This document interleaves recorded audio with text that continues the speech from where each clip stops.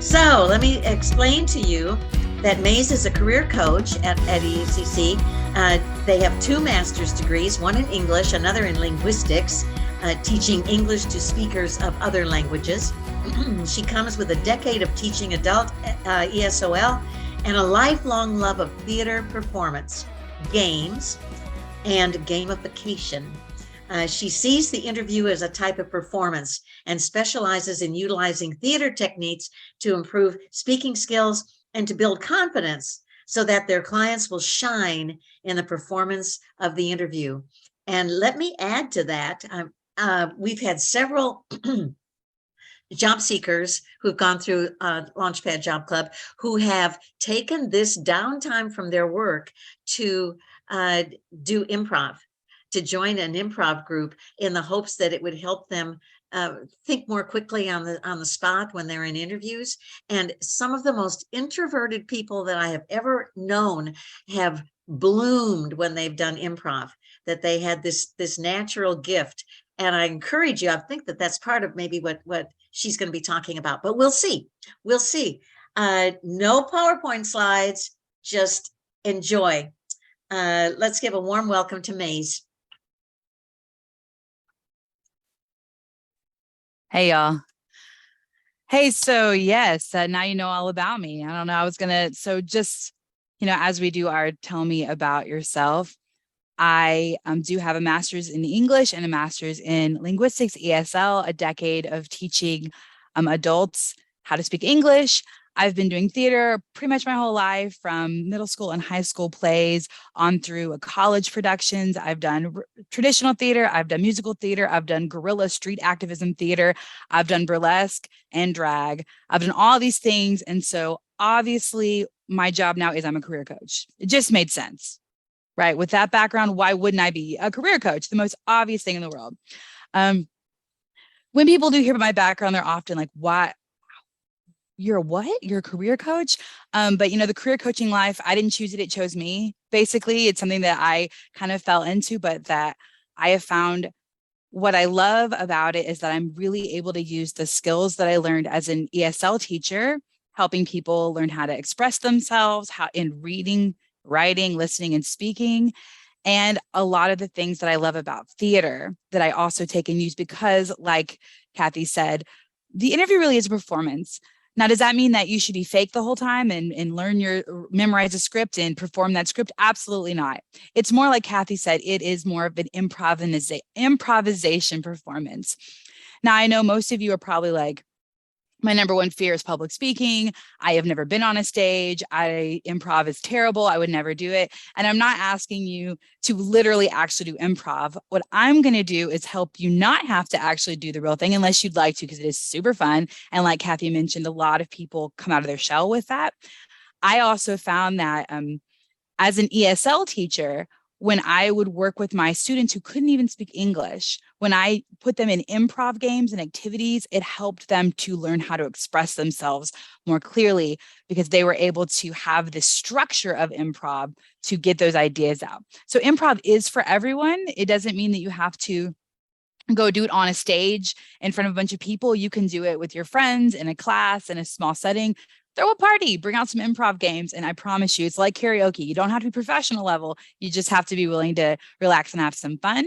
But instead of actually doing improv activities today, I'm going to be talking to you more about the kind of meta of the theater, the things that I've learned as a performer that I then coach my ESL students and now my career coaching students on how to be performers in that interview, but not performing a fake character, but performing an elevated version of yourself. You know, those movies, those actors that we love, where they pretty much play themselves in every movie, but we love them anyway. It's kind of like a dramatic version of themselves. It's kind of more like that. You're not going to be putting on a fake character of this is who I am, because then when you go to the workplace, they're going to be expecting that fake person from the interview. And that's not who they want. And that's not who you want to have to live into. Instead, you're going to work on how to make the work version of you, the professional version of you, the more confident version. And that's who we're going to work on bringing into that interview. So first of all, the things you're going to walk away from today is we're going to learn how performers warm up before a performance, how they get their bodies and voices ready. We're going to talk a little bit about storytelling, which is at the heart of performance and also at the heart of a great interview. We're going to talk about audience awareness, which is crucial for a great performer, understanding and evaluating what is this audience, what do they want, what are they going to resonate with. Also really important in an interview. What are the interviewers looking for? How can I resonate with them? We're going to talk about self-awareness, which, believe it or not, I do have. I know as an aggressive extrovert, people may think I don't spend a lot of time in here, which not a lot, but you do have to have some self-awareness as a performer and as an interviewer. Finally, we're going to talk about the importance of teamwork in both.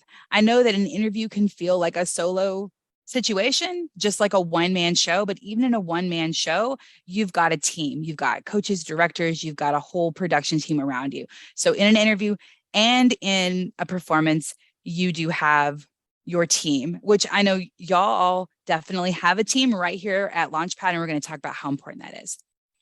So first of all, we're going to start with our warm-ups. So great performers don't just walk onto the stage cold. They don't just get up from the green and walk on and start going. We have a whole process of warming up our bodies, our energy, and our voices. And I'd like to know now in the chat, before I teach you what I think of as great warm-ups, how do all of you get ready before you're going to have an interview? And you can take a moment to think about it. What do you do before you go in for an interview? Let me type that question.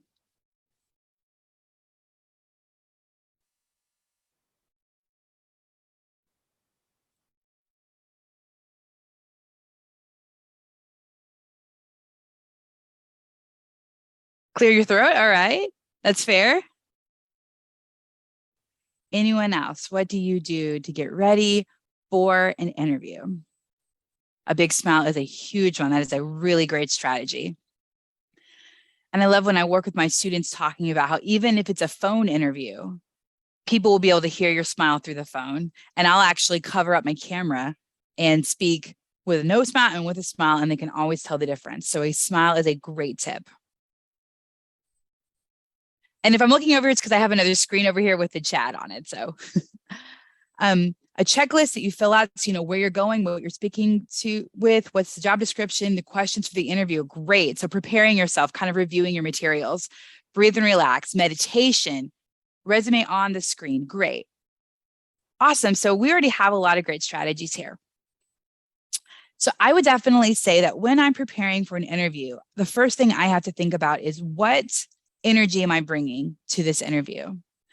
Some people, the problem may be that you get really nervous and you kind of shrink into yourself and you have this low energy and you don't look as engaged and maybe you talk really soft, not soft in a soothing way, but soft in an unsure way because you're scared, right? And you're looking down. And that kind of energy, unfortunately, even though it's because you're nervous, because you're so excited for the position, it makes you look disengaged, disinterested, someone who's going to be a drag, someone who's not going to bring energy to the office. So for you, you're going to want to work on building up your energy, having bigger energy. And on stage, we try to work on having big energy because that energy gets into the audience and engages them. And one of the most important things you're going to hear over and over and over today is engaging the audience. And in the case of an interview, the audience are the people who are interviewing you. So some ways to build up your energy. One of my favorites, it's so easy, is to put on your favorite pump up jam song. That song that makes you sing and dance, you know, Shania Twain, Man I Feel Like a Woman, Let's Go Girls, you're going to kick down the door and you're going to kick butt, you're going to dance around. I would love to know, what are some of y'all's favorite pump up jams that make you want to dance, that make your energy come alive? So tell me in the chat, what's a song that really energizes you?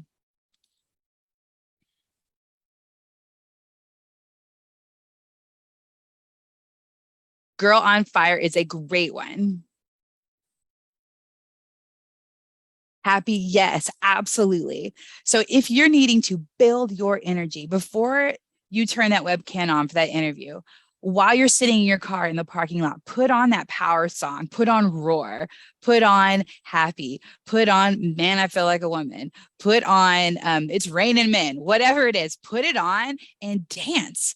Not in the lobby of the company, not in the lobby of the company, in your car, in your own living room. That's going to build up your energy. It's going to make your body relax. It's going to make you smile.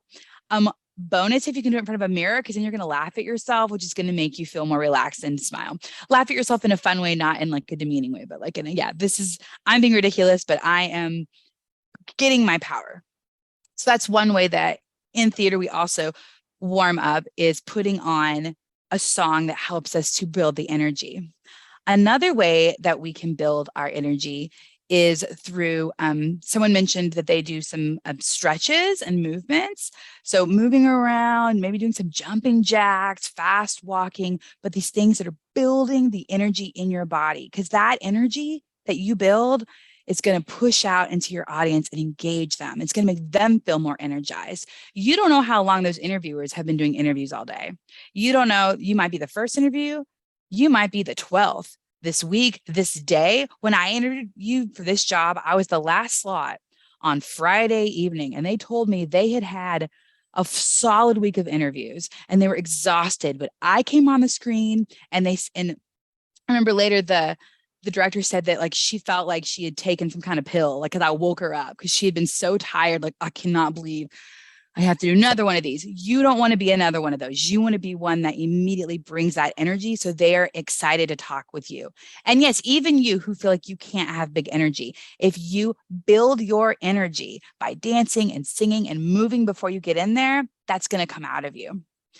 Now, some of you may be like me. You've got plenty of energy. Maybe you got too much energy, and you have my challenge. You've got to learn how to bring it into focus so that you don't, as a former coworker said, go full Kraken on them. Yes, I had a former coworker who once told me when I was meeting with a new group of students who were very beginner English students, make sure you don't go full Kraken on them today. And so I make sure that I do things to focus my energy. Before this presentation, I was sitting here in my chair, sitting up with my eyes closed and doing box breaths. In for 3, hold for 3, out for 3. Would you like to do them with me, everyone? You ready? Let's do in for 3.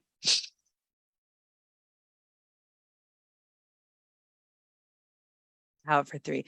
Now in for 3. Hold for 3. Out for 3. These kinds of breathing activities are also important in performance, because if my energy is too chaotic, too out of control, I'm going to get lost in what I'm doing. I'm going to get all over the place. I'm not going to remember my lines. I'm going to be scattered. It's great to have a big, bold energy, but make sure that that energy is brought into focus. Yoga is another great way to bring your energy into focus. I'm not a yoga instructor, but there's plenty of them in Austin, trust me. And there's also plenty on YouTube where you can find ways to do some basic yogas. I like sun salutations. You can look those up. They're really pretty simple. And that's another way that I can move my body to keep the energy moving, but moving into focus. So the tip that this was is before a performance, whether it's on stage or if it's in an interview, you need to work on your energy, whether it's bringing it up, bringing it into focus, bringing it up and into focus, whatever it is, don't neglect that. I know that we often think about, what does my hair look like? What do my clothes look like? Do I have my my lines? Do I have my answers? Do I have my materials? Yes, but do you have your energy? Have you thought about what energy you are bringing to that audience? Is it engaging energy that's going to grab them, or are you going to put them to sleep? Make sure that you are engaging them. The next thing that you want to do is, and this is something that was wonderful, especially working on your speaking skills, is warm up your face. You may not even have thought of that. So to warm up your face, I have some exercises that I learned in theater classes, and I've used these with ESL students and with career coaching students. And we're all going to do them together because I'm in charge. So first you're going to do is you're going to do a big face. Come on, Kathy, big face. Shannon, I can see you. Big face. And a baby face. Squish your face. Big face. Squish your face. And a big face. And then you're going to do what's called the gross chew. Work that jaw. This is getting your face moving, because an animated face is going to come across as interest and engagement. It's going to make you look open and friendly and like you want to be there on their team. And it's true. I know you do. You're not in the job interview unless you want the job. Well, unless you're practicing, which is fine. But typically speaking, you're in the job interview because you want that job and you want to show them you want that job, not just through your words, but through your body, your energy, and your face. And yes, I do have a master's in English and a master's in linguistics and over 20 years of theater experience. So trust me, this does work. It is helpful and useful. Warming up that face, stretching it, moving it before you go in so that your face is, well, plus it's fun to watch yourself do it. You get a smile on your face. Again, you're feeling more relaxed and more prepared. Another thing that you're going to want to do is vocal warm-ups, warming up your voice. Now, I am in a basically enormous room, very echoey, so I'm not going to do this as loud as I normally would, but we're going to do some vocal warm-ups. Now, some that you can do are going to be your basic tongue twisters that we all know or can Google. The Peter Piper, the Betty Botter, the Wood-Tama-Chuck, Wood-Coulda-Wood-Chuck Chuck.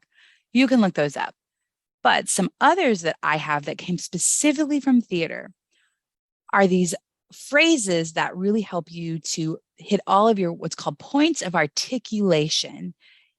Linguistics nerd coming out on you full force, full cracking right now. In your mouth, there are different points of articulation that help you to form your consonants. That's how you speak clearly. In an interview, you want to speak very clearly so that you're understood, whether English is your first language or your fifth language. Either way, these are things that I promise you before every single performance I have ever done. I've stood in a group of actors and we've stood around saying these to each other. So I'm going to share them with you today. The first one goes red letter, yellow letter, red letter, yellow. Look, Shannon's like, yo, I know this. Red letter, yellow letter, red letter, yellow letter. Now, all of you, even though you're muted, are going to say red letter, yellow letter, red letter, yellow letter. Red leather, we're changing it, yellow leather, red leather, yellow leather. Next, good blood, bad blood, good blood, bad blood. You have not lived until you've been 15 years old, standing around with all of your friends, sounding like you're chanting up the devil, but really you're just warming up your face to go on stage. Next is 11 benevolent elephants, 11 benevolent elephants, 11 benevolent elephants, teaching ghosts to sing, teaching ghosts to sing. The big black-backed bumblebee. I need to put these in here. The big black-backed bumblebee. A critical cricket critic. A critical cricket critic. Selfish shellfish. Selfish shellfish. Really rural. Really rural. Unique, New York. Unique, New York. All right, now we're going to get to the challenges. Those were all easy mode. Here's the hard ones. The tip of the tongue, the lips, the teeth. Oh, I guess I'll paste it for you.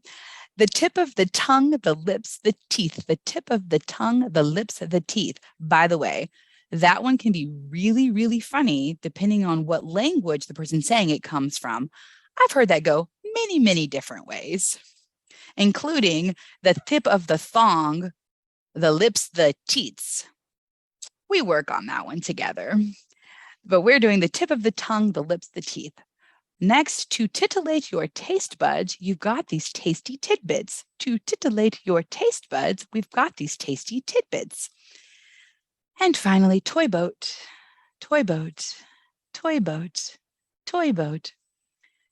So you're asking me, what are we doing? Before your interview, you can take these phrases and just repeat them. It's going to help you hit all these wonderful points of articulation, get your voice warmed up, get you ready to speak so that you don't get so tongue-tied. These are ones that literally I've been using for 30 years that came from my experience in middle school, high school, and college and professional theater. They're kind of classics from where I come from, but you can also use, of course, any of those old tongue twisters that we all know and love.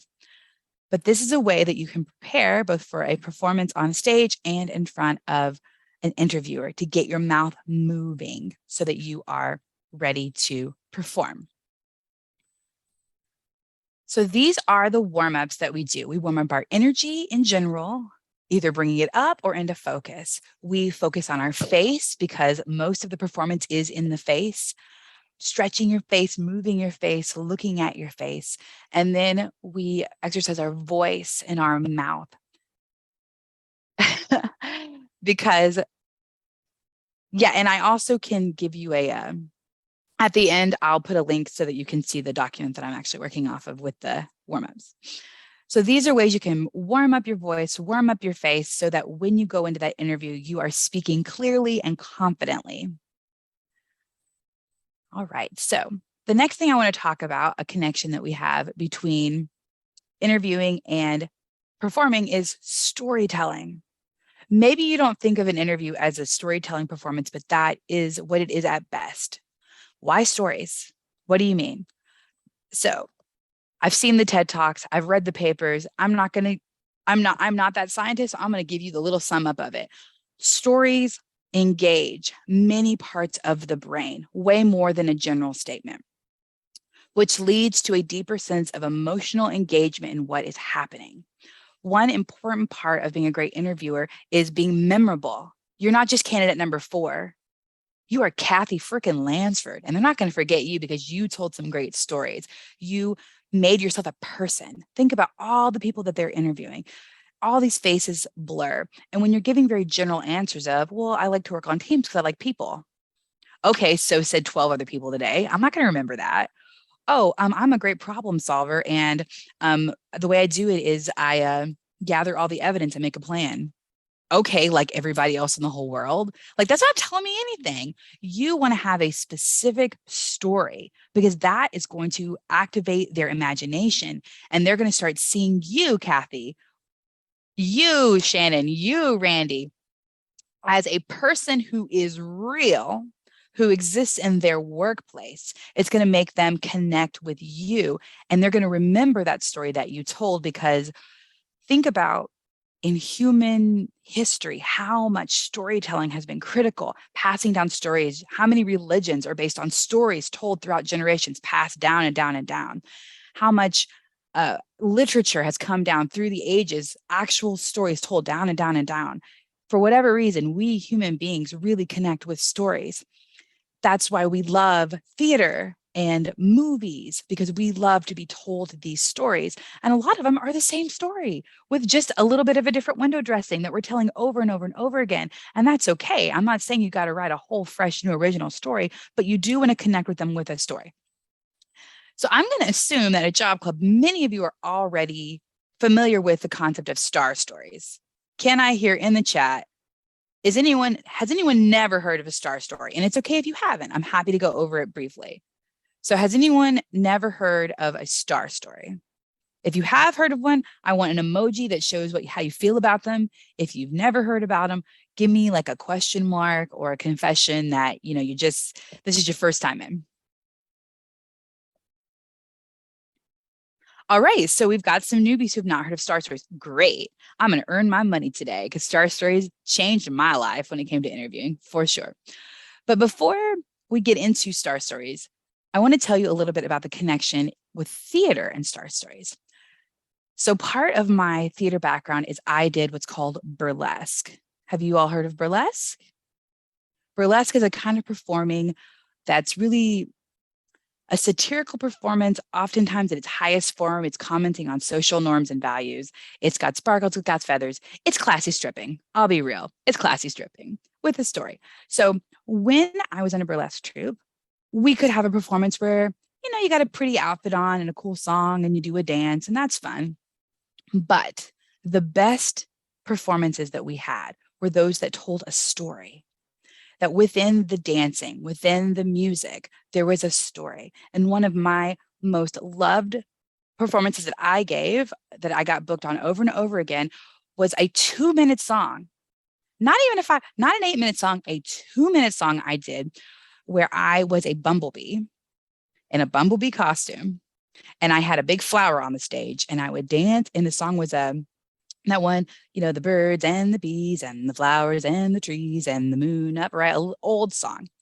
I would dance around to this song and I would see the flower, and you would see my character swoon over the flower, this big flower, and start dancing with the flower.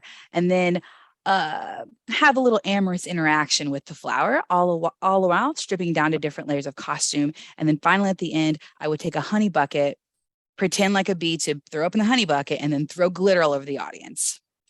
That was a story. Now, as a bumblebee, I could have just danced around the stage and looked adorable, but I had the story of the bee that fell in love with the flower, got pregnant, and had the honey come out. Because of the story, it really engaged people's imagination. And when I was in a burlesque troupe, one of the first things we would talk about when creating a new act is, what's the story? What's the story we're trying to tell with this act? Is it about love? Is it about passion? Is it about death? Is it about taking down social norms? It's like, what are we trying to talk about in this story? Then we're picking, what's the song? What's the costume? Or maybe we think we want to do a routine to this specific song. And then we'd say, okay, but what story are we telling? And how can we, in that 5 minutes, tell that story? Because the acts that told a story always engaged the audience way more than the acts that were just pretty flashy things that we wore or didn't wear. And that's why I'm telling you that in theater, even in burlesque, as well as in an interview, you want to have a story. You want to show that story to the audience because that's what's really going to engage them. So how do you tell a story in an interview? Well, you could just tell them a story, but the problem is, like we mentioned before, they've been there for hours and hours and hours, person after person after person.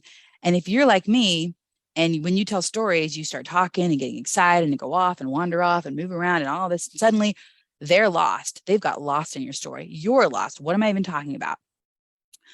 One thing that really was a game changer for me was a star story. And I know a lot of you know about star stories, but hang with me. Just for our people who haven't heard about them yet, I'm going to give you a really brief synopsis of a star story. STAR stands for situation, task, action, and result. It's a way for you to remember the order that you're telling your story in. When you're telling a star story, you're going to think, what is something that I know the interviewers are going to want to know about? They're going to want to know about teamwork. They're going to want to know about problem solving. They're going to want to know about conflict. They're going to want to know about communication, innovation, creativity, customer service, whatever it is. You may not know the exact questions they're going to ask, but you know they're going to ask you about these basic things. Well, you don't have to go in with no plan. You can actually go in with these stories already ready in your head. So a star story I have is, so in my head, when I think in my head, I think situation. Then out loud, I say, I was working at the Hog City Deli in Rockwall, Texas, just working on the front line of the deli. And this deli had a lot of different meats and cheeses and spreads. It was really cool. You could make any kind of sandwich, but we had no menu. So people would come in, they would look at our stuff, they would get overwhelmed. They would order a turkey and mayonnaise on white bread. They'd pay $12 and they would never come back. And I thought, well, that's not right. We've got all these amazing things.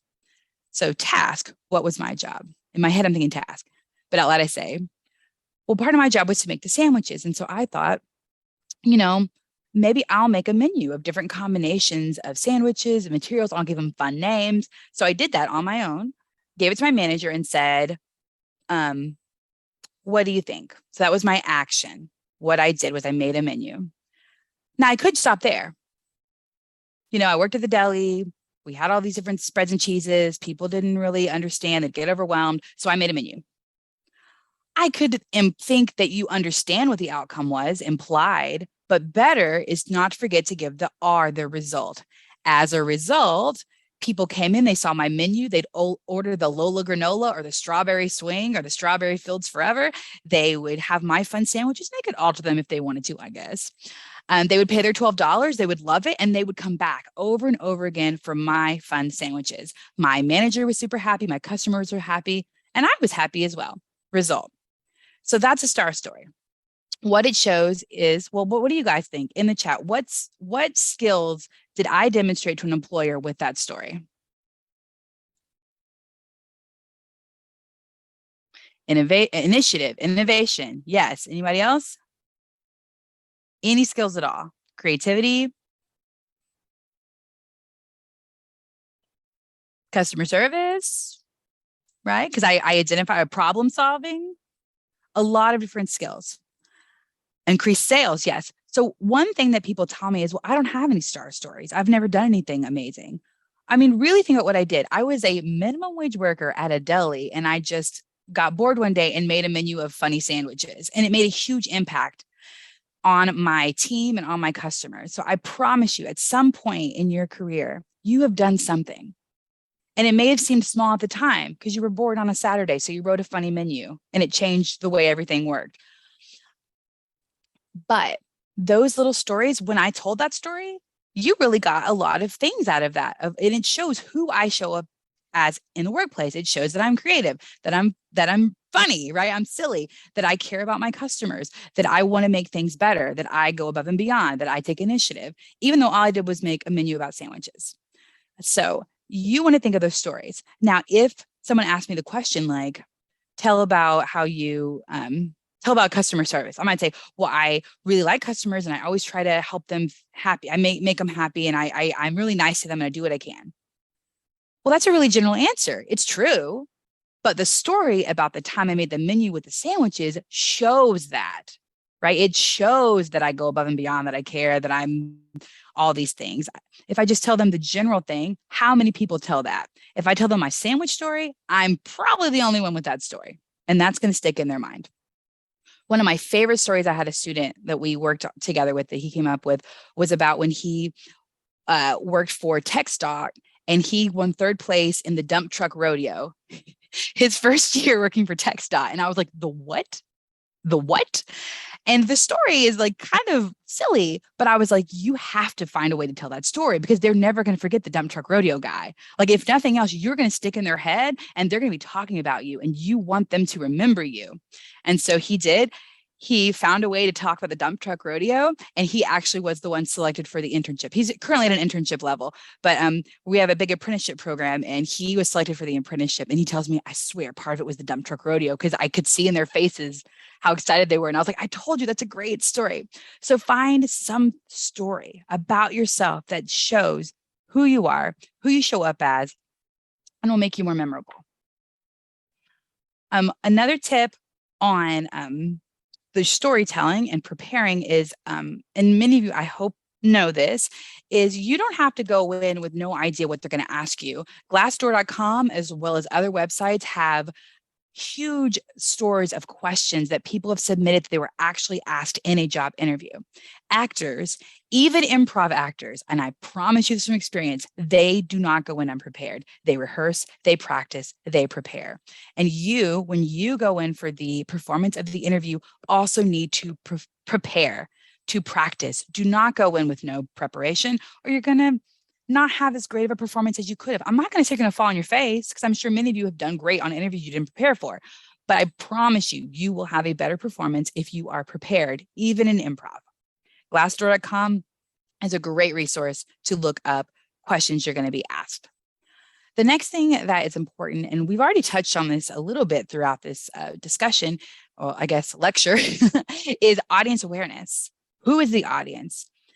A really important skill for actors and for great interviewers is keeping in mind who is the audience, because if you don't know the audience, your jokes might not land. They might not understand, they might not resonate. You've got to be aware of the culture of the company that you are interviewing with. Just like when I go for a performance, I need to be aware of the culture of the people I am performing for. It's a little bit harder when you are a performer because you can't really look up as easily who is the audience coming to my show. I can get some hints based on what the venue is, what the city is, where we've advertised. But with a job interview, you've got it made. You know who the audience is because you can look up online information about that company, sometimes even that team and that product and what they care about. One thing that really drew me to ACC was the ACC is for Everyone campaign. I was like, hey, I'm everyone. Like, I want to go there. I want to go somewhere that's really inclusive and diverse and that really works towards bringing in people. That's an important value that I share with ACC. And so that was something in my interview and in my teaching philosophy, which was a document I had to submit as part of my application that I emphasize because that is a value I have that ACC shares. You want to go to the website or do informational interviews with people who work at that company and talk about what are the values, what is the culture, and don't lie, do not lie. And do not act like you're someone you are not, but there will be something that resonates with you that they are doing. And if not, you're not going to fit in there anyway.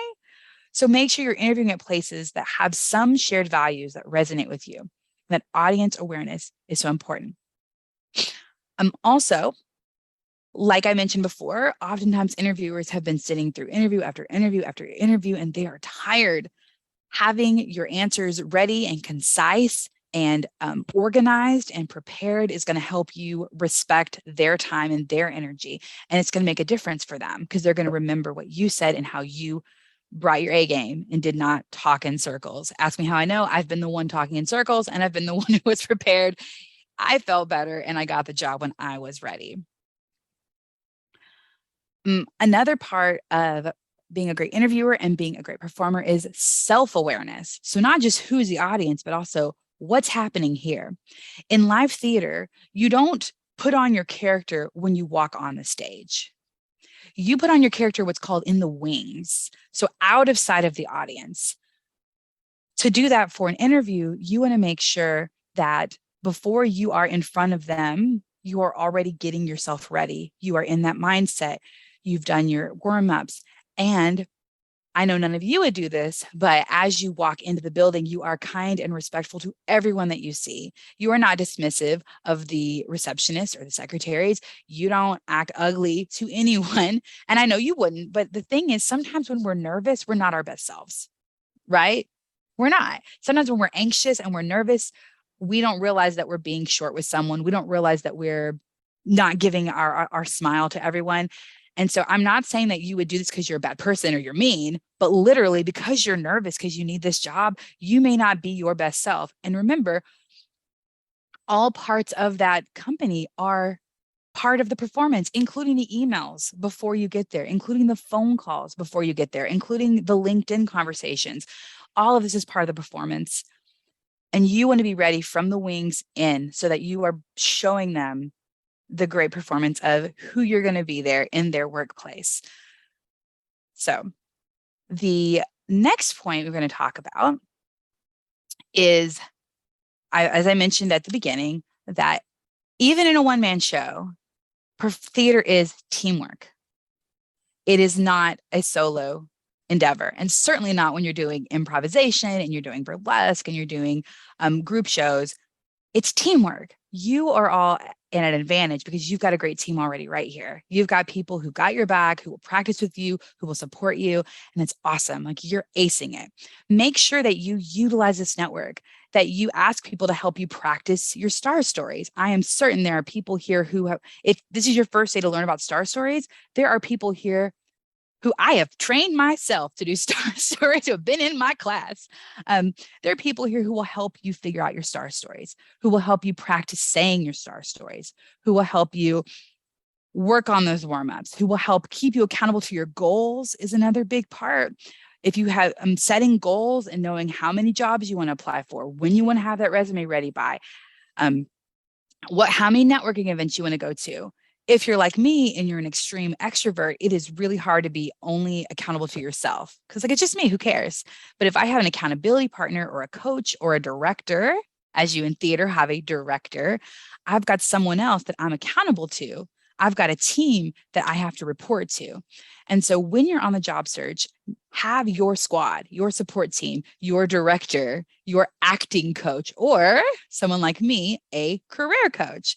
Which earlier Kathy mentioned, and I think Shannon put in the chat that I'm part of the team here at Austin Community College called Strategies for Today's Jobs. We offer completely free job coaching for the community. Even if you're not an ACC student, if you've never been an ACC student, you can come and take our completely free class, which deep dives on job search tips, resume, interview, all these things. you can come take our class. And as you saw in the video about Launchpad Job Club, the most valuable part of the class is not actually the content of the people telling you things. It's the community, it's the accountability, it's the other people that you meet every single week. Because maybe these two people in the class, neither one of them have a job to give each other, but you don't know who they know.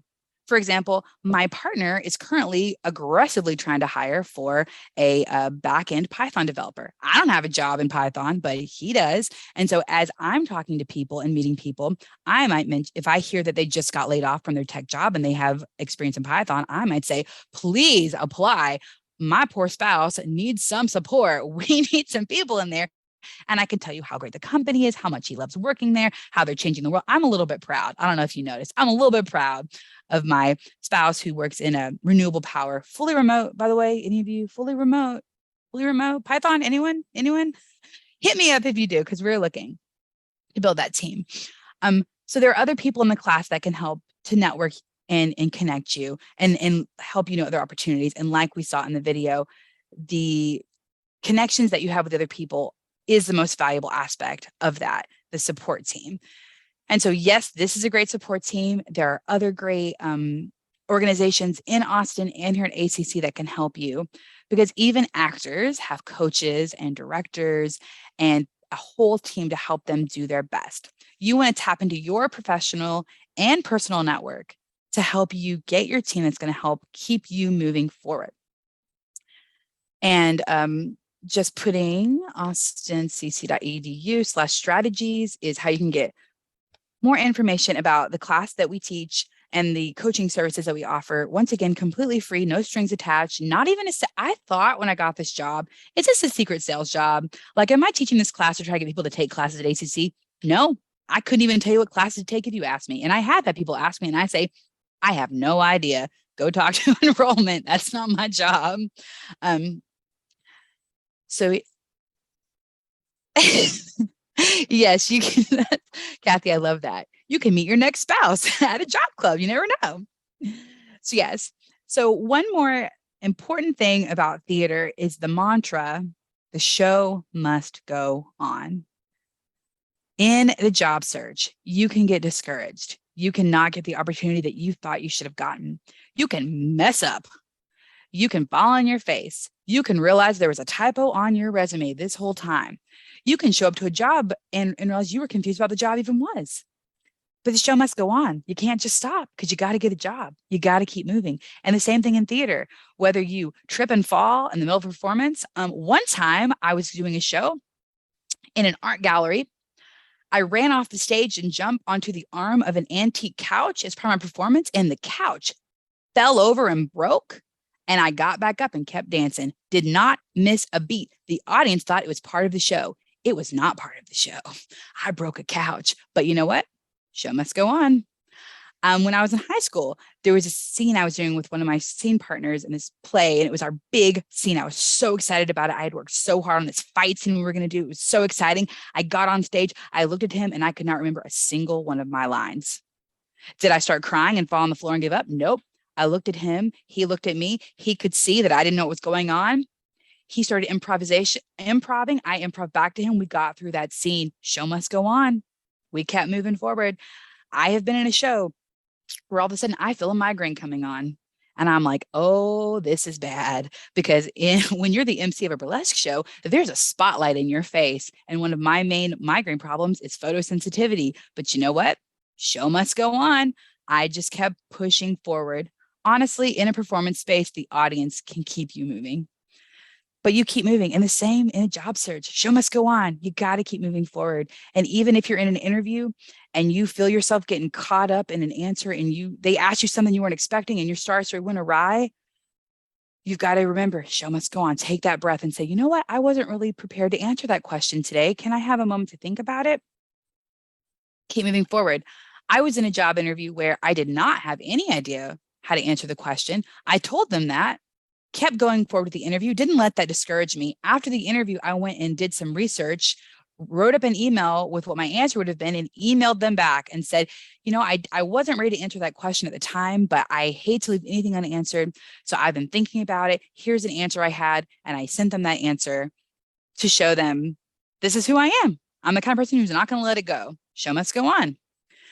I hope that as you are in your job search, even if you're feeling discouraged, that you will take that theater mantra with you, that show must go on, that you will tap into your team and draw your energy from them and that support, that you will keep moving forward.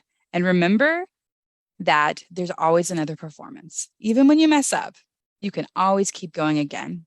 So when you're getting ready for an interview, you should make sure that you warm up, get your energy up and into focus, get your face ready, warm up those points of articulation and have fun with it so that you have that fun, playful energy that you're bringing forward with you. Remember to connect with the audience with your stories, that you will become a real living person in their mind, in the TV of their mind. There you are doing these amazing things I know you've done and showing them who they are going to bring onto their team. They will start to see you as that person that's going to save the day. Remember that even improvisation actors prepare before a performance. They do not walk on cold. They do not walk on. They have rehearsals probably every single week where they get together and practice the games they're going to play. And so even when in the performance, they're getting different suggestions from the audience, they are ready to pivot and move within this system that they've worked on. You can prepare by looking on Glassdoor or talking to other people or even brainstorming what skills you'll be asked about and prepare some star stories, which if you don't know how to do that yet, I can help you or people here also can help you. Make sure also as part of your preparation to be aware of who your audience is. Who are these people you're talking to? What has their life been like to this point? What has their day been like? And also, what are their values that they have as a company? What is the culture and how can you connect and resonate with that? Make sure you keep your answers concise, to the point, and relevant so that you can show them that you respect their time and energy and you care enough to look up what they even care about. Also have self-awareness. Make sure that you look at what you look like, what your background looks like, and take that moment to make sure that while you are engaging with potential employers, that even when you're stressed and freaking out, that you are still kind and respectful and showing who you are to every part of that organization. Because those are your future team members. You don't want to start off on the wrong foot. Speaking of team members, theater and interviewing is a teamwork. It is a team sport. Do not do it alone. And you're here, but don't think that you only come to Launchpad once a week and you never do anything else. Connect with people, let them help you rehearse. Practice for that interview, practice those star stories, practice giving an interview, practice talking about yourself. All those things are so important and people to be hold you accountable so that you are staying on focus. And like I said, show must go on. So now, are there any questions?